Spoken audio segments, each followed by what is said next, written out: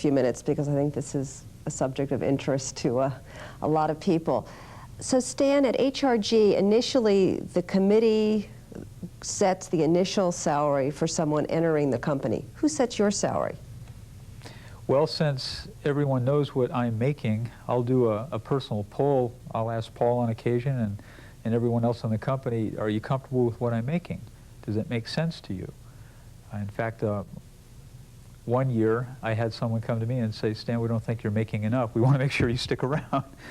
And I think that would be a preferable approach. I don't go in and say, here's what I think I ought to earn as an increase this year, because we as a group decide what the merit increase budget is. Everyone receives a salary adjustment. It's not a merit increase, because our merit performance reward is our profit distribution. So we just had a group meeting about what the increase is going to be for everyone. And it's across the board. That's right. And my salary is, like everyone else's, at or below the midpoint of what I could earn in industry and what might be a competitive market position for my skills. So. I guess, as to the last question you asked me, there is something that I do make a decision on, and that has been my salary. The interesting thing is, and I make a reasonable income, a good income, I have lowered my salary over the last couple of years because, again, it's sort of the right thing for the company. And if we're going to go public, it doesn't make sense for me to pull cash out of the company. It doesn't make sense for a profit-sharing plan.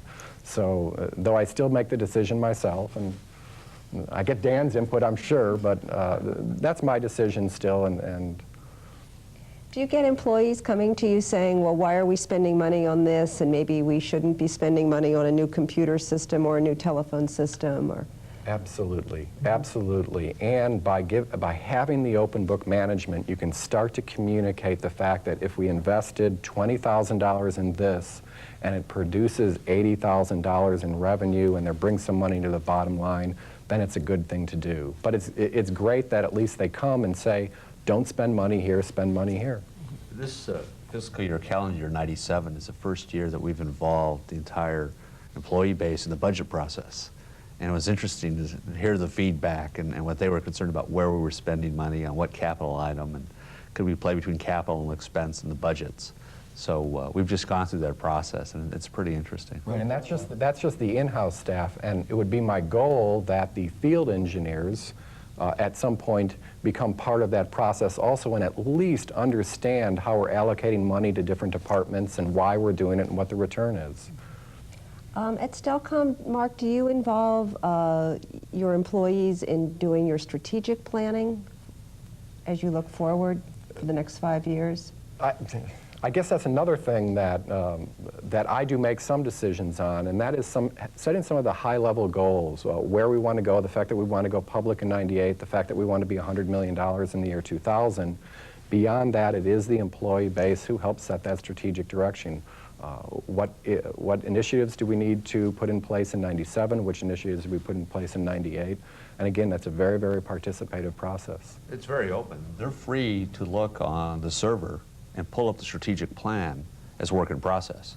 So it's on your intranet? Yes, it is. And they have access to it, no passwords. They can go in, look, comment, give us email, provide us feedback. Well, actually, Stan, what decisions do you make yourself at HRG? Well, as you asked Mark, I was trying to think of one that I actually did by myself, and I can't think of one in the last couple of years that I did without input. Now, I'll ask everyone's opinion on everything. The kinds of things that I only decide myself are probably those that affect my personal finances, like whether or not to sign the lease on the building, or whether or not to decide to buy the building, perhaps. But other than that, and as far as strategic planning, I think it's my responsibility to set the stage and to develop the vision, but we still have group input to that. And if anything, my job is more of a visionary and an educator in that role, and I take that as my accountability. And if that's making a decision, then that's something that I do alone. Well, we're almost out of time for tonight, so I'd like to conclude by asking each of you one last question. If you could give one piece of advice to an entrepreneur who is going to be implementing open book management, what would it be? And we'll start with Mark.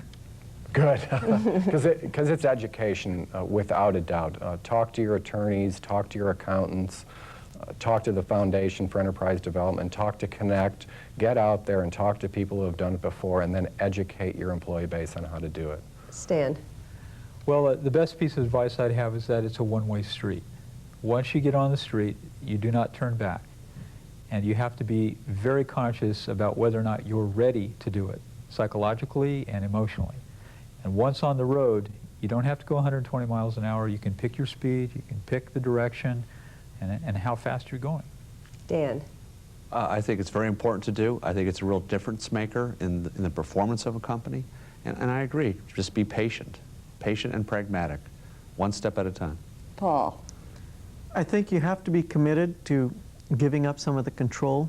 If you want to be the king, it's probably not a good way to go. Because you're going to have to be vulnerable to some extent. You're going to have to give up some control, and you're going to have to trust and be supportive. Well, I'd like to thank you all for joining us tonight. That's it for this edition of the Connect Show. We'll see you next month. I'm Barbara Bree. Thank you, and good night.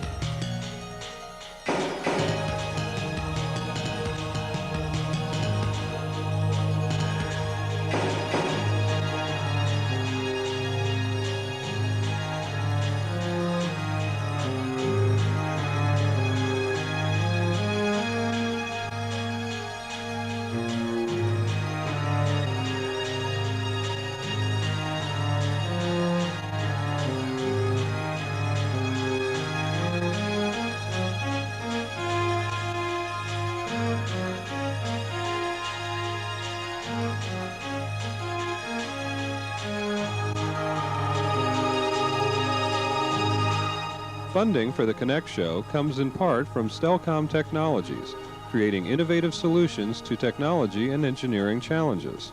Stellcom provides sophisticated software, computer, and communication solutions for product development and internal information technology programs. And by the Human Resource Group. HRG provides top-level human resource services to a broad range of organizations, from universities to small companies to large corporations.